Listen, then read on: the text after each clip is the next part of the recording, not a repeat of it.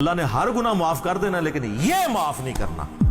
لیکن سر ایک خوشخبری بھی ہے، سورۃ الفرقان کی آیت نمبر 70 میں آیا کہ اگر کوئی شرک سے دنیا کی زندگی میں توبہ کر لے ہم اس کے گناہوں کو بھی نیکیوں سے بدل دیں گے۔ سبحان اللہ وبحمدہ، سبحان اللہ وبحمدہ، سبحان اللہ العظیم، عدد خلقہ ورضا نفسہ وزنۃ عرشہ ومداد کلماتہ۔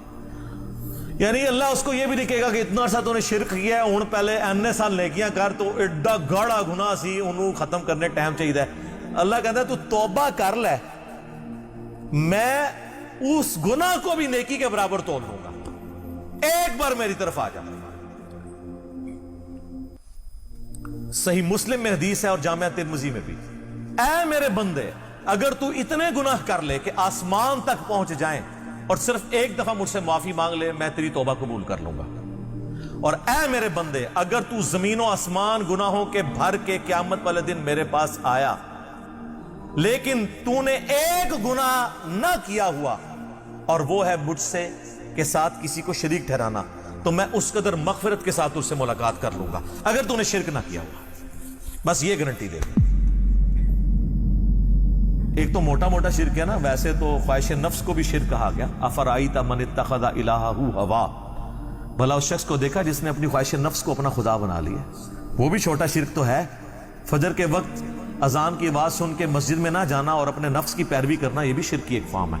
اسی لیے ابراہیم علیہ السلام کو سب سے بڑی جو ڈگری قرآن میں اللہ نے دی ہے نا، وہ کیا ہے؟ وما کان من المشرکین، وہ مشرک نہیں تھے۔ ہاں بندہ کہتا ہے یار یہ کون سی ڈگری ہے، مشرک تو میں بھی نہیں ہوں۔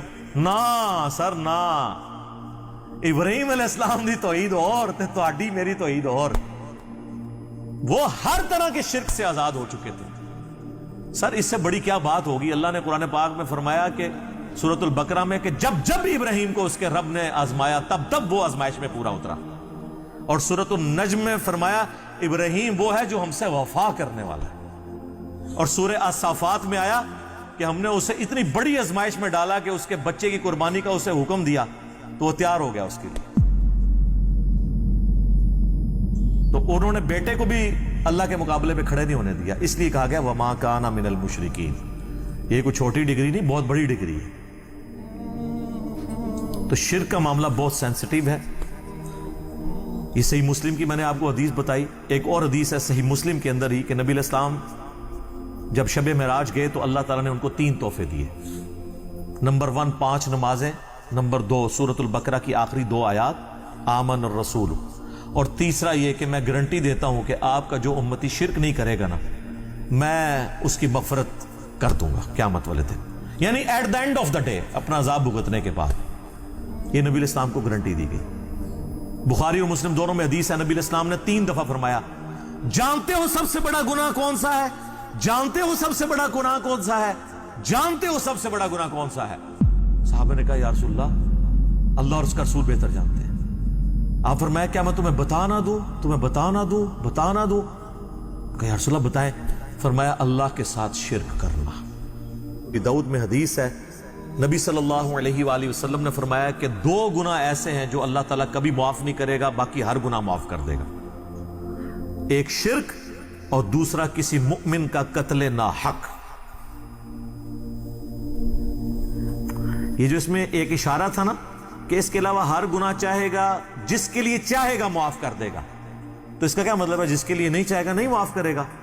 تو اس میں بھی اشارہ موجود ہے، کوئی ایسی چیز بھی ہے کہ جو اللہ تعالیٰ جس پہ گرفت کر سکتا ہے، اور وہ ہے قتل ناحق کسی مؤمن کا۔ تو اب مجھے بتائیں جنہوں نے حسین ابن علی اور ان کے ساتھیوں کو ناحق قتل کیا وہ کس امید پہ بیٹھے ہوئے، اور ان کو جنت کی جھوٹی خوشخبریاں سنانے والے کس امید پہ بیٹھے ہوئے؟ سوچنے والوں کے لیے یہ چیز کافی ہے۔ سن نبی داؤد کی حدیث،